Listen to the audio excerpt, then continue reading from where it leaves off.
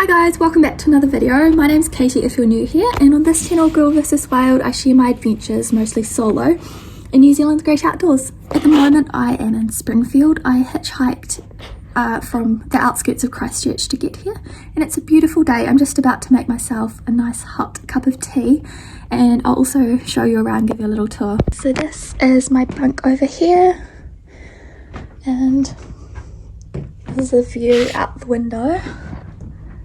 Beautiful sunny weather, at least for the next couple of days in Springfield. Then I think we've got a bit of snow forecast, so we'll see how that goes. Rain and snow.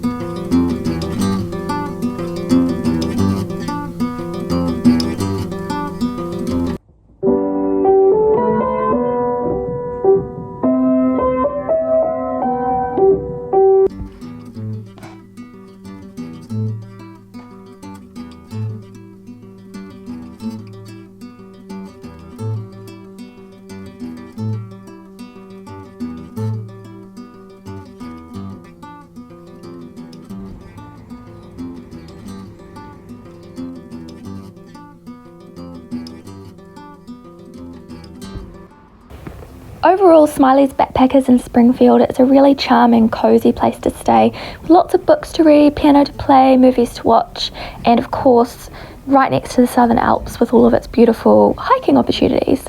I did get a wee bit scared by something that happened later on, as you'll see at the end of the video, but the next morning I set off bright and early on a lovely walk to Kōwhai Bush. I loved going back to Kōwhai Bush because it felt like walking down memory lane. I used to visit it with my mum and younger brothers as a kid, and I was interested to see whether it was the same or whether it had changed. But this time, of course, I was not driving there. I was walking along the road all the way from Springfield Township, and I got to admire the beautiful blossoms on the spring trees and the chickens in people's backyards. Kōwhai Bush itself felt much the same, even though I'm older and wiser. I did notice that there was a bit of tree fall, and the signs were saying that it was just a very rare weather event that had caused this. I also noticed that there was some planting going on. Here you can see I'm looking at that old mouldy map, which was interesting. It felt like a piece of history, and then it was quite well signposted as well, and it even had a little toilet. Here's some tree roots that I walked past just from that huge wind event that they had. And here's some information that I found on the internet in case you're interested in visiting Kōwhai Bush yourself. It's a lovely pocket of native bush with birdsong, especially on a day like this. This was about September, so it was lovely spring weather. The walk itself is really easy to follow. It has little boardwalks, as you can see here. The track is completely benched, just like Great Walk, so it's very easy to follow. And you definitely should not be getting lost, but even if you do, you can use something like topo maps to help you, or Plan My Walk. They're both very helpful. It also only takes about 20 minutes maximum to do the loop around Kōwhai Bush, and so it would be ideal for families with very young children who want to give them a taste of what it's like to walk through some native New Zealand bush. Or if you had limited mobility, it would also be a very good walk to do. And it's just a couple of minutes drive from Springfield Township. For me, it took about an hour and a half to walk from Springfield, so it's a wee bit longer if you're going to be walking.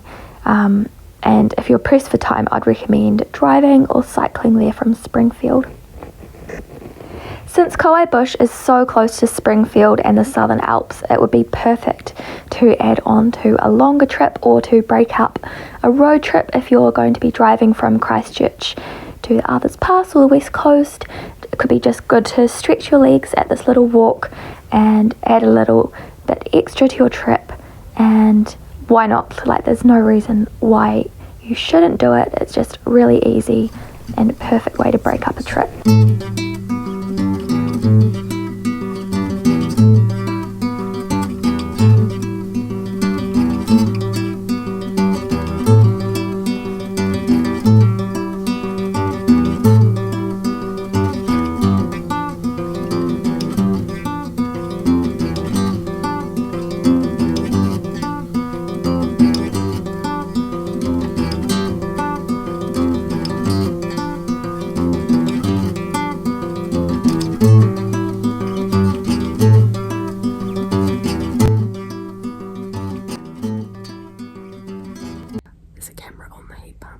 So as you might have guessed, the drama that I was talking about was that I thought there was a camera on the heat pump that somebody had put there to spy on people at the backpackers, but I called the police. They came and investigated the next day, and I found out that in the end that it was just a heat sensor. So that really set my mind at ease, but I'm glad that I did the right thing and checked it out. But anyway, thank you for watching this video, guys. Stay tuned for the next one, in which I head to the John Hayward Memorial Hut. Here's a little clip of the river by the hut to give you a taste of what's to come. So stay tuned for that, and I'll see you soon.